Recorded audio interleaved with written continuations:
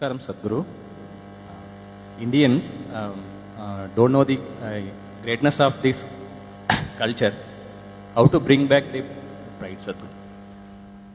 I think one thing we have to do is rewrite a more responsible history of what has happened in this land for a long time. Not in the last 3,000 years, not in the 1400 years. What people in this land have done for a long time has to be brought back. In other countries, people are studying this. If you go to…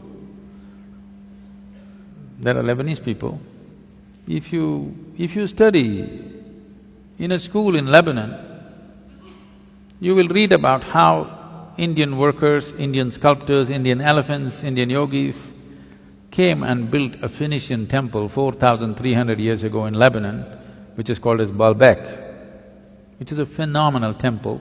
4,300 years ago, some of the foundation stones are over 300 tons and there is no granite in Lebanon. They transported it all the way from Egypt, across the canal and up the mountain and put it up there. Indian elephants, workers and sculptors worked. The proof, there is enough proof, but one proof is visually hanging there is lotuses in the ceiling. Indian sculptor has to put a lotus wherever he goes.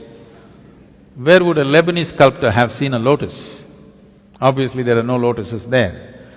So, how many Indian children forget about children, how many Indian grown-ups have heard about this?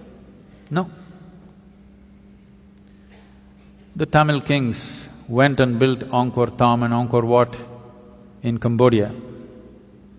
Angkor Thom is the largest religious building on this planet. The intricacy and the engineering, the sheer design and engineering of how these temples are built, if you go and see, you will feel proud of being a human being. Because if human beings can think something like this 1,000 years ago and manifest it, it is too much. This was done by the Tamil kings, most of the work done by probably the Tamil labor. From first standard to 12th standard, does any Tamil child even read a line about this in their history book? No. We only read how we were conquered, raped, looted, beaten by other people. Then if there is no pride, why would you want to recreate it? You need to understand this. A culture or a nation is just an idea. When human beings take this on as an identity, attach some pride to it, it burns through one's mind and into his heart. Now he wants to protect it, rise it, keep it clean, keep it wonderful. If you do not build pride into it, then people will want to avoid it.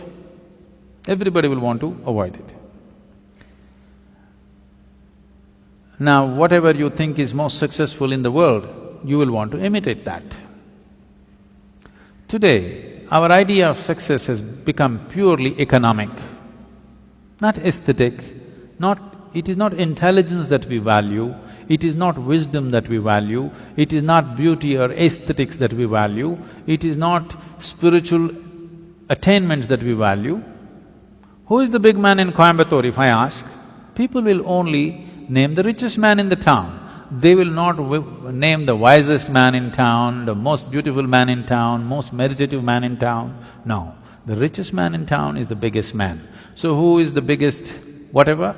Whichever is the richest nation, whichever is the richest culture, power and money have become the highest goals, which itself is a very rudimentary way of looking at life.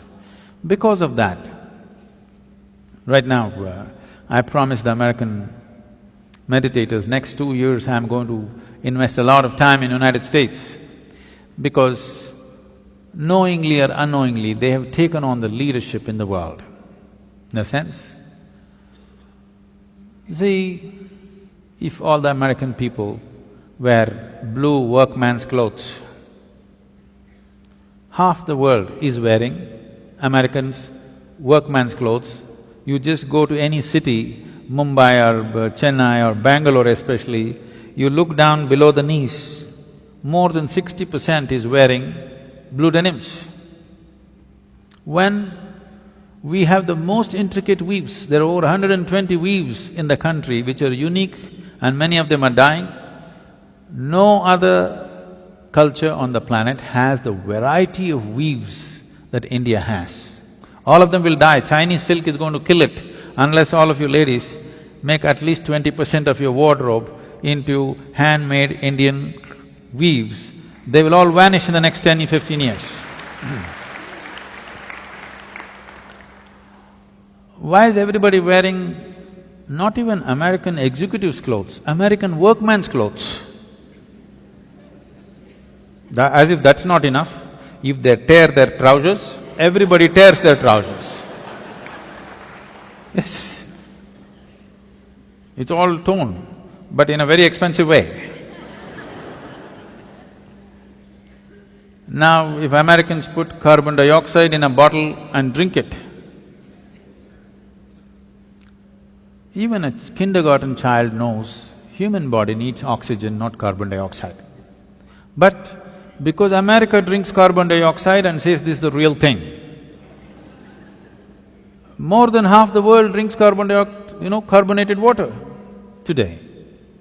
If you go to one of the remote villages here, there may be people, not in this area maybe, but anywhere else if you go, they might not have heard the word yoga, but they know what is Coca-Cola. Okay? So, I thought if Americans tear their trousers, everybody tears, Americans wear their pants down in their seat, everybody does the same thing, Americans drink carbon dioxide, everybody does that. So I thought if we can get America to meditate, the world will meditate.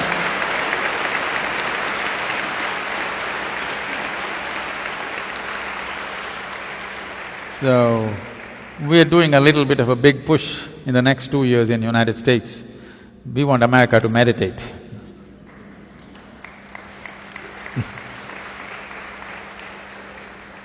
They're kind of getting ready, they're tired of the carbonated water.